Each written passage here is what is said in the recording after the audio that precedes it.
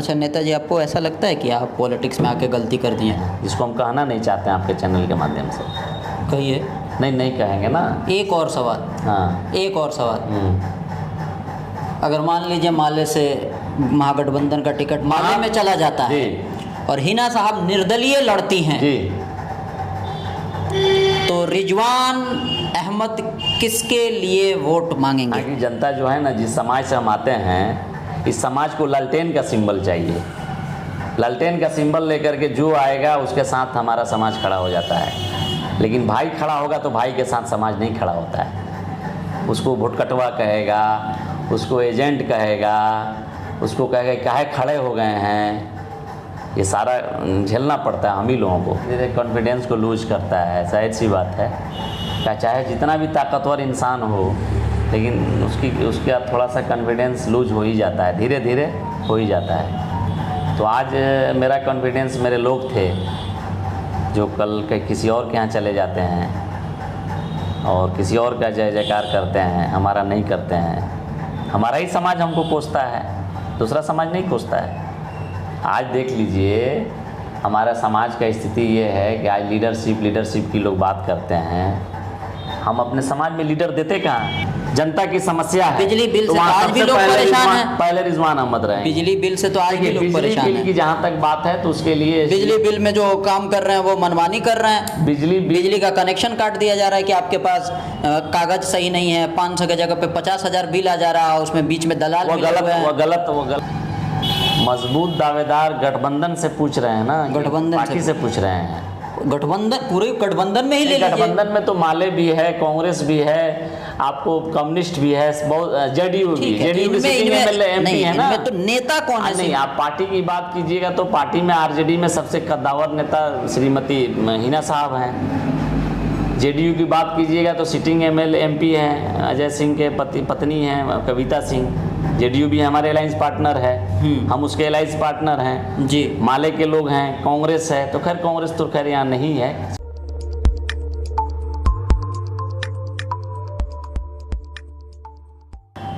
अलग अंदाज की टीम जो भी सीवान गोपालगंज के जो नेता हैं, चाहे किसी भी पार्टी के हैं, उन तक हम लोग पहुंच रहे हैं और उनकी राय जान रहे हैं कि 2024 में क्या होगा। इसी दौरान अभी हम लोग कांग्रेस के वरिष्ठ नेता, सीवान के एक कांग्रेस के मजबूत सिपाही रिजवान साहब हैं। सर स्वागत है हमारे चैनल पर। जी, आपके चैनल को बहुत बहुत धन्यवाद। आपके दर्शकों को भी मेरी तरफ से शुभकामनाएं। जी, क्या कहेंगे, क्योंकि आप पूरे हिंदुस्तान में घूमते हैं, पटना में ऑलवेज एक्टिव दिखते हैं। 24 तारीख को जो नीतीश कुमार का जो विपक्ष का बैठक था एकजुट करने का, जो उन्होंने पहल किया है, उधर भी आप दिखे थे। क्या लग रहा है? देखिए, आज जो पूरे देश के विपक्षी दल एकजुट हो रहे हैं तो ये कहीं ना कहीं शुभ संकेत है देश के लिए, भारत के लिए। और ये एकजुटता वक्त की ज़रूरत है। जी। आज वक्त की अहम ज़रूरत है कि सारे विपक्षी दल, सारे विपक्षी वोटर्स, सारे देशवासी, सभी भारतीय एकजुट हो कर के जो माननीय प्रधानमंत्री नरेंद्र मोदी जी ने जिन वादों से, जिन चीज़ों को लुभावने नारों दे करके पब्लिक को गुमराह करके सत्ता में आए, पब्लिक आज हिसाब मांगती है उनसे कि आपने क्या किया। जो सिलेंडर हमारे यहाँ गैस सिलेंडर 420 रुपये में मिलता था, आज वह 1225 में मिल रहा है। डीजल का दाम देखिए, पेट्रोल का दाम देखिए, बेरोज़गारी बेतहाशा है। हर गांव में नौजवान बेरोज़गार पड़ा हुआ है, ग्रेजुएशन करके, एमए करके, बीए करके, एमबीए करके, इंजीनियरिंग करके, मतलब समझिए कि ढाका का ढाका इंजीनियर, ये एमबी करके लड़के बेकार हैं। तो बेरोज़गारी के सवाल पर और देश की बदहाली के सवाल पर जी विपक्ष एकजुट हो रहा है। तो मतलब आपको लग रहा है कि कामयाब होगा, क्योंकि इतनी सारी पार्टियां, अब सीवान में ही कोई हम टिकट मांगेगा, कोई दूसरा पार्टी का मांगेगा, बोलेगा कि हम यहाँ मजबूत हैं, तो आपको नहीं लगता है टिकट बंटवारे में बहुत ज़्यादा प्रॉब्लम आएगा? देश में नरेंद्र मोदी जी के खिलाफ हवा चल रही है और ये हवा बेरोज़गारों की हवा है। ये हवा गरीबी से जो लोग परेशान हैं उनके तरफ से है। ये हवा कोई और नहीं बहा रहा है। आपको मैं बता देना चाहता हूँ कि इस हिंदुस्तान में आज भी 30% लोग बगैर खाए सोते हैं, बगैर खाए सोते हैं 30% लोग। तो क्या 21 दिन के सपना दिखा रहे थे? कौन सा हिंदुस्तान बना रहे थे? कौन सा भारत बना रहे थे? बेरोजगारी, भूखमरी, मतलब जो चीज़ भी कहिए, महंगाई चरम सीमा पर। आज तक इतनी महंगाई कभी इस देश में नहीं, दुनिया में नहीं है जितनी महंगाई भारत में है। पूरी दुनिया में इतनी महंगाई नहीं है। तो जब तक मतलब पेट नहीं भरेगा तो इनको ना हम मंदिर जा सकते हैं। करेगा? अब मस्जिद भी जाएंगे, भूखे मस्जिद कोई नहीं जाता है, भूखे मंदिर कोई नहीं जाता है। पेट भरा रहेगा तो हम मंदिर भी जाएंगे, मस्जिद भी जाएंगे, गुरुद्वारा भी जाएंगे। मिलके यहाँ चुनाव लड़ेगी तो ठीक है, लड़ेगी तो अब आप लोग का भी तो दावा होगा ना। दावा तो होगा, तो दावा के लिए तो आपको बहुत जल्द पता चल जाएगा कितनी सीटें हमको मिल रही है, कितनी सीटें किसको मिल रही है। सीवान सीट पे आप लोगों की दावा होगी? नहीं, सीवान सीट पे हमारी दावा नहीं होगी। पक्का? पक्का। तो माले वाले तो कह रहे हैं, दीपांकर भट्टाचार्य से बात हुई तो कह रहा है कि हम लोग यहाँ मजबूत हैं। 2 विधायक हैं, एक हमारे विधायक जीतते जीतते हार गए दरौंदा से। लोग मांग रहे हैं उनको सीट, उनको मांग रहे हैं, लेकिन कांग्रेस की तरफ से सीवान पर कोई क्लेम नहीं है। हम कांग्रेस की बात कर रहे हैं ना, तो कांग्रेस की तरफ से सीवान पर कोई क्लेम नहीं है। हाँ जी। अच्छा, तो मतलब आपको क्या लगता है सीवान सीट सीवान जा रहा है? सीट महागठबंधन जीतेगी। अब वो चाहे सीट जिसके हिस्से में जाए, जिसके हिस्से में भी जाए। तो आपको क्या लगता है? आपने तो बोल दिया कि कांग्रेस में नहीं जाएगा, नहीं। माले वाला दावा कर रहे हैं। तो आरजेडी चुनाव यहाँ से लड़ी है और काफ़ी वोट पाई है आरजेडी। आरजेडी अगर सीट मांगती है तो आरजेडी को जा सकती है ये सीट। मीन्स हिना साहब। अब तो अब दूसरा कैंडिडेट कौन है आरजेडी में? तो हमको नहीं लगता है कि उनके अलावा कोई कैंडिडेट हो सकता है। अच्छा, आपको क्या लगता है महागठबंधन से सीवान टिकट के लिए अगर कोई दावेदार है, मजबूत दावेदार है, तो वो कौन है? मजबूत दावेदार गठबंधन से पूछ रहे हैं ना? गठबंधन पार्टी से पूछ रहे हैं। गठबंधन, पूरे गठबंधन में ही ले लीजिए। गठबंधन में तो माले भी है, कांग्रेस भी है, आपको कम्युनिस्ट भी है, बहुत जेडीयू भी। जेडीयू की सिटिंग एमएलए एमपी है ना। तो नेता कौन है? नहीं, आप पार्टी की बात कीजिएगा तो पार्टी में आरजेडी में सबसे कद्दावर नेता श्रीमती हिना साहब हैं। जेडीयू की बात कीजिएगा तो सिटिंग एमएलए एमपी हैं, अजय सिंह के पत्नी हैं कविता सिंह। जेडीयू भी हमारे अलायंस पार्टनर है, हम उसके अलायंस पार्टनर हैं जी। माले के लोग हैं, कांग्रेस है। तो खैर कांग्रेस तो खैर यहाँ नहीं है, सीवान में बहुत कमज़ोर है कांग्रेस पार्टी यहाँ। कितने सारे तो हैं लोग, एकदम एक्टिव तो रहते ही हैं। एक्टिव रहने से नहीं आप थोड़ा कम दिखते हैं, पहले बहुत दिखते थे, जमीनी लोकसभा स्तर का लड़ाई लड़ते थे, बिजली तो ये तो वो, एकदम गमछा बांध के रोड पे दिखते थे। अब तो आप दिखबे नहीं करते, अब तो आप प्लेन में दिखते हैं। नहीं, अब वह दौर चला गया धरना प्रदर्शन वाला। धरना प्रदर्शन जब जरूरत होती थी तो करते थे। और आज भी बड़हरिया के लोगों को किसी समस्या से जूझना पड़ेगा तो हम सबसे पहले आगे आएंगे, फाइनल बात है। और हमको राजनीति करना नहीं आता है, लोगों के साथ रह करके इधर उधर करके हमको नहीं आता। हम स्ट्रेट फॉरवर्ड आदमी हैं, सच बोलते हैं, हक बोलते हैं। और जरा सा मेरा अलग मिजाज है राजनीति का, उस मिजाज में हम राजनीति करते हैं। अब लोगों का समस्या के लिए धरना प्रदर्शन की जरूरत नहीं है। नहीं, धरना प्रदर्शन की हम बोले हैं ना आपके चैनल से कि आज भी अगर आपको किसी समस्या से आप जूझ रहे हो, जनता की समस्या है, बिजली बिल तो से आज भी लोग परेशान हैं। पहले रिजवान अहमद रहे। बिजली बिल से तो आज भी लोग परेशान हैं। बिजली बिल की जहाँ तक बात है तो उसके लिए बिजली बिल में जो काम कर रहे हैं वो मनमानी कर रहे हैं। बिजली का कनेक्शन काट दिया जा रहा है कि आपके पास कागज सही नहीं है, 500 की जगह पे 50,000 बिल आ जा रहा है, उसमें बीच में दलाल वो गलत है और उसे अधिकारी पर कार्रवाई किया जाएगा। आप प्रूफ लाइए कि हमसे फलाना आदमी ने पैसा लिया और बिल का मैनेज कर दिया। कितना प्रूफ है? एक उपभोक्ता को लाइए, हम मंत्री जी के यहाँ लेके चलेंगे और उस पर कार्रवाई करवा देंगे। बिजली मंत्री के यहाँ लेके चलेंगे, मैं अपनी गाड़ी से लेके चलूंगा उस व्यक्ति को, जिस व्यक्ति से किसी अधिकारी ने पैसा लेकर के बिजली बिल को माधोपुर का पूरा कितना सारा कंप्लेन वगैरह कहाँ हम आपको स्क्रीन पे भी दिख रहा होगा। हम मंत्री जी के यहाँ लेके जाएंगे, बिजली मंत्री हैं विजेंद्र चौधरी जी, उनको मैं लेकर दूंगा। चलिए आपको शाम में देते हैं। जो भ्रष्ट अधिकारी हैं या जो आपके यहाँ एम्प्लॉई हैं, अगर वो गड़बड़ हैं तो गड़बड़ी कर रहे हैं तो उनको यहाँ से हटाया जाए। जनता के सवाल पर तो हम पीछे नहीं हट रहे हैं भाई, आज भी अड़ी गए हम, लेकिन जनता ही कुछ हमसे अलग हो गई, हम जनता से अलग नहीं हुए। तो मतलब जनता ही हमसे अलग हो गई, पता नहीं क्या है, जनता को क्या समझ में आया, कौन सा सुरखाप के पर लोग लेके आ जाते हैं चुनाव में, समझ में नहीं आता है जला, पता नहीं। रोड बन नहीं रहा है, थाने जमाना पे। अरे वो रोड क्या बन रहा है, रोड तो बनना इस सरकार में प्राथमिकता है माननीय मुख्यमंत्री जी का, रोड बनना ये उपलब्धि नहीं है। जनता का शोषण, ये बिजली बिल के सवाल लेकर के हमसे जो आप कर रहे हैं, यहाँ के जनप्रतिनिधि बच्चा पांडे हैं। कभी बच्चा पांडे को आपने देखा ना कि बिजली के मुद्दे पर बोलते हुए, अस्पताल पर बोलते हुए, स्कूल पर बोलते हुए, हाई स्कूल पर बोलते हुए, लड़कियों के लिए कॉलेज का मांग किया इसने? कभी आपने इस तरह की चीज़ों को देखा? सदन में बैठते हैं, उठ के चले जाते हैं, बैठते हैं, आ जाते हैं। सदन में जनता इसीलिए ना भेजी है कि जो चीज़ें यहाँ नहीं हो उसके लिए आप प्रयास करिए, उसको लाइए। आप बताइए, छोटी सी जगह पर रघुनाथपुर में, सिसवन में पॉलिटेक्निक कॉलेज है कि नहीं? आपके यहाँ क्या है? तो वहाँ भी तो जनप्रतिनिधि किसी के चलते गया वहाँ।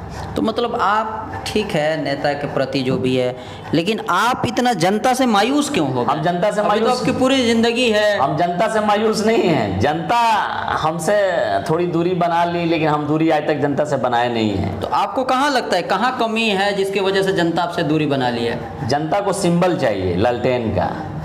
यहाँ की जनता जो है ना, जिस समाज से हम आते हैं, इस समाज को लालटेन का सिंबल चाहिए। लालटेन का सिंबल लेकर के जो आएगा उसके साथ हमारा समाज खड़ा हो जाता है। लेकिन भाई खड़ा होगा तो भाई के साथ समाज नहीं खड़ा होता है। उसको भुटकटवा कहेगा, उसको एजेंट कहेगा, उसको कहेगा काहे खड़े हो गए हैं। ये सारा झेलना पड़ता है हम ही लोगों को। तो घर का में आप कैंडिडेट नहीं रहिएगा। घर का पैसा लगाइए, घर से सब कुछ बर्दाश्त करिए, परिवार को बर्बाद करके यहाँ तक हम लोग पहुँचे हैं। अपना परिवार बर्बाद करके हम यहाँ तक पहुँचे हैं, और जनता सुनने को भी तैयार नहीं होती है। चुनाव में हम जाते थे बूथ पर, हमको याद है जो लोग हमारे साथ रहते थे, बूथवा पर गए जब घूमने के लिए, नज़र पड़ती थी तो वो लोग नज़र छुपा लेते थे इलेक्शन के दिन। समझ में आ जाता है किसान का रवैया। तो स्थिति तो अजीब टाइप की है स्थिति, इसको क्या कहिएगा। तो अब आप चुनाव नहीं लड़िएगा? हमको कोई गिला शिकवा शिकायत नहीं है। तो मैंने, अब आप चुनाव नहीं लड़िएगा? राजनीति करना है। राजनीति एक हमारा एक ये है, शुरू से हम इस लाइन में आ गए। 20-25 साल की उम्र ये हो गया, इसमें 20-25 साल से हैं। तो अब आदमी है तो करेगा, कर ही रहा है। लेकिन जो सम्मान मिलना चाहिए अपनों से मुझे कभी नहीं मिला। उम्मीद है आपको? पता नहीं, उम्मीद तो हर साल रखते हैं, हर बार रखते हैं, हमेशा रखते हैं उम्मीद। लेकिन मुझे जो सम्मान अपनों से मिलना चाहिए वो सम्मान मुझे नहीं मिला। अच्छा नेताजी, आपको ऐसा लगता है कि आप पॉलिटिक्स में आके गलती कर दिए? नहीं, हमको ऐसा नहीं लगता है गलती कर दी है। हम सार्थक हैं, सफल हैं, असफल नहीं हैं। राजनीति में आने के बाद इंसान कई तरह की उलझनों में फंस जाता है, कई तरह की बातें होने लगती है, लेकिन हम अभी तक अपना सब कुछ ठीक ठाक करके रखे हुए हैं। कोई ऐसी बात नहीं है। किस्मत में जो लिखा होता है वही होता है, उससे ज़्यादा कुछ होना नहीं है। मेरे किस्मत में यही है, तो दूसरा हम क्या कर सकते हैं। किस्मत को जब बदलना होगा बदल जाएगा, किस्मत को जब बदलना होगा बदल जाएगा। हाँ, मतलब अभी भी उम्मीद है आपको? नहीं, उम्मीद तो है ही है, आज भी है, कल भी था, आगे भी रहेगा। 25 में लड़िएगा चुनाव? देखिए, इसका जवाब नहीं दे रहे हैं, इधर उधर घुमा रहे हैं। 25 में चुनाव की बात अभी हम नहीं करेंगे कबल अज़ वक्त। अभी तक चुनाव हम अपने मन से लड़े हैं कि हमको चुनाव लड़ना है। ये फैसला मेरा अपना खुद का फैसला रहा है, और कुछ लोगों का रहा है, जनता का रहा है, कुछ ही लोगों का। लेकिन अब जब भी चुनाव लड़ना होगा हम जनता से पूछेंगे, अगर जनता कहेगी तब चुनाव जाके लड़ेंगे। अगला भी चुनाव हमको लड़ना होगा तो पब्लिक के राय से लड़ेंगे। पब्लिक अगर कहेगी कि लड़िए तब लड़ेंगे। हाँ, मतलब एक तरीके से देखा जाए तो अब मुझे ऐसा लगता है, वो पता नहीं हकीकत जो भी हो, आपको लगता है कि एकदम आप टूट गए हैं, बिखर गए हैं, बहुत मायूस हो गए हैं, दिल आपका एकदम? नहीं, ऐसा कुछ नहीं है। दिल तो दिल ही है, लेकिन होता है आदमी को तो चोट लगती है ना भाई। जब अपने भी साथ नहीं दें इतने दिनों के बाद। आज हम आजमाए हुए व्यक्ति हैं, जो भी बुलाता है उसके यहाँ जाते हैं, जो काम के लिए फ़ोन करता है मैं फ़ोन उठाता हूँ, बात करता हूँ। जितनी क्षमता है, MP MLA तो मैं नहीं हूँ, अपने क्षमता के अनुसार उसकी मदद भी किया हूँ, करता रहूँगा भी। लेकिन तो जाहिर सी बात है, जिस चीज़ को आप कहना चाहते हैं दुख तो रहता ही है इंसान को, ऐसा नहीं है, दुख तो बहुत रहता है। रहता है। हाँ, नाहक में हमारे लोग दूसरे जगह यूज़ हो जाते हैं, उनको यूज़ कर लिया जाता है, करा दिया जाता है। आपको याद होगा मेरा नॉमिनेशन में आप देखे होंगे भीड़, फिर विजय जुलूस निकाले थे एक तरह शक्ति प्रदर्शन करके, वो भी देखे होंगे। मेरा 1 रुपया कोई डीजल पेट्रोल का पैसा नहीं मांगता है, कोई लड़का, कोई नौजवान हमारे यहाँ का फ्री में अपना पेट्रोल डीजल डाल के लोग आते हैं हमारे रैली में, सब चीज़ में। लेकिन अच्छा, ये वोट मेरा चला जाता है, इसको आप भी समझते हैं, जिसको हम कहना नहीं चाहते हैं आपके चैनल के माध्यम से। कहिए। नहीं कहेंगे ना। एक और सवाल। हाँ। एक और सवाल। अगर मान लीजिए माले से महागठबंधन का टिकट माले में चला जाता है और हिना साहब निर्दलीय लड़ती हैं जी,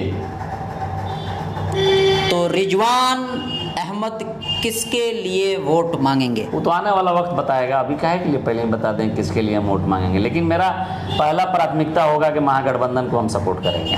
महागठबंधन, ठीक है। हाँ जी, वही कह रहे हैं। जी। महागठबंधन से अगर सीमान से हिना मैडम को टिकट नहीं मिलता है, अगर वो निर्दलीय लड़ती हैं, तो आप क्या कीजिएगा? किसके लिए आप वोट मांगिएगा? नदीम साहब, ये पहले बोलना ठीक नहीं रहेगा, समय का इंतजार करिए। महागठबंधन में अगर पहला किसी का हक है और दवा है तो मैडम का ही है, हिना साहब का ही है। अब उनको टिकट नहीं मिलेगा, कल क्या होगा कौन जानता है। राजनीति में कल क्या होगा कौन जानता है। लेकिन इतना ज़रूर है कि महागठबंधन के साथ मैं आज हूँ, कल भी रहूँगा। अब वह कैंडिडेट अब जो हो, कैंडिडेट जो हो जी, सीमान से जो कैंडिडेट रहेगा उसके महागठबंधन के साथ मैं रहूँगा।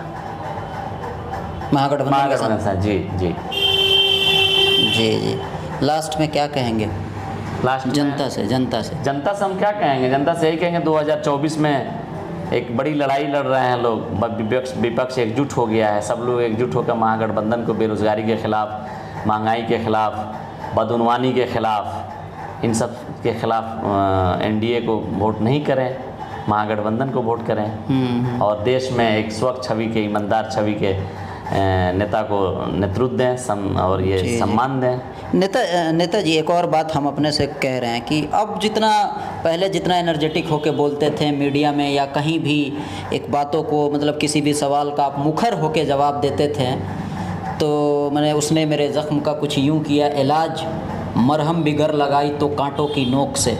मतलब ये जो इलेक्शन और लोगों ने जिस तरह से आपके साथ किया, उसी का असर है। क्या होता है ना, आदमी धीरे कॉन्फिडेंस को लूज करता है, जाहिर सी बात है। क्या चाहे जितना भी ताकतवर इंसान हो, लेकिन उसका थोड़ा सा कॉन्फिडेंस लूज हो ही जाता है, धीरे धीरे हो ही जाता है। तो आज मेरा कॉन्फिडेंस मेरे लोग थे जो कल के किसी और के यहाँ चले जाते हैं और किसी और का जय जयकार करते हैं, हमारा नहीं करते हैं। हमारा ही समाज हमको कोसता है, दूसरा समाज नहीं कोसता है। आज देख लीजिए हमारा समाज का स्थिति ये है कि आज लीडरशिप की लोग बात करते हैं, हम अपने समाज में लीडर देते कहाँ हैं? आज आप देख लीजिए उठा करके, उपेंद्र कुशवाहा जी हैं, बड़े नेता हैं अपने समाज के, 10 बार पार्टी इधर से उधर किए। एक कोई कुशवाहा भाई को बता दीजिए जो उनके खिलाफ हो। और आज हम किसी दल के, किसी लालटेन छोड़ के किसी दल में रहिए, आपको लोग गाली देना शुरू कर देता था पहले। अब पता नहीं क्या हुआ है, फिर लालटेन के कुछ लोगों को बुखार उतरा हुआ है। लेकिन पहले हम देखते थे कि लालटेन के अलावा राजनीति करिएगा तो आपको लोग बुरा भला कहेगा, और हमने लालटेन के खिलाफ, लालटेन से कभी साथ ही नहीं लिया, न दिया। शुरू से हम कभी आरजेडी के मेंबर नहीं रहे, समझ रहे ना। तो मैं अपने मेहनत के बल पर लकीर खींचा, उस पर चला, छोटी ही लकीर खींचा लेकिन अपने बल पर खींचा, अपनी ताकत से खींचा और उस पर हम चलते रहे। हमारी पहचान कोई किसी के साथ पिछलग्गू घूम के नहीं ना बनाए हैं, मेहनत करके बनाए हैं, संघर्ष करके, धरना प्रदर्शन आंदोलन ये सब चीज़ करके हम बनाए हैं। लोगों की लड़ाई लड़े हैं, मुकदमा हुआ है हमारे ऊपर लड़ाई लड़ने का, एक रोड जाम करने का मुकदमा, बिजली के लिए मुकदमा, थाना घेराव करने का मुकदमा, ये पब्लिक के लिए सब किए हुए हैं। हम अपने लिए कुछ नहीं किए हैं, अपने परिवार के लिए भी हम कुछ नहीं कर पाए अभी तक, लेकिन बल्कि परिवार हमको जीवन भर ढो रहा है, अभी तक ढो रहा है मेरे को, समाज भी नहीं ढोता है हमको। बहुत सारे नेता हैं, बहुत सारे समाज के लोग हैं जिनका समाज उनको मदद करता है, फाइनेंशियल मदद करता है। हर नेता का समाज फाइनेंशियल मदद करता है, मेरा समाज तो फाइनेंशियल भी मदद नहीं करता है हमको। हम खुद अपने परिवार पर से मदद लेते हैं, अपने रिश्तेदार, अपने लोगों से लेते हैं। चलिए, तो ये आप देख सकते हैं रिजवान नेताजी थे। पहले जितना एनर्जेटिक रहते थे अभी नहीं थे। उसकी वजह क्या, वो तमाम चीज़ें बता रहे थे, और ख़ास करके 24 में जो चुनाव होने वाला है उससे रिलेटेड हम लोग नेताजी से बात कर रहे थे। ऐसे ही बने रहें, देखते हैं।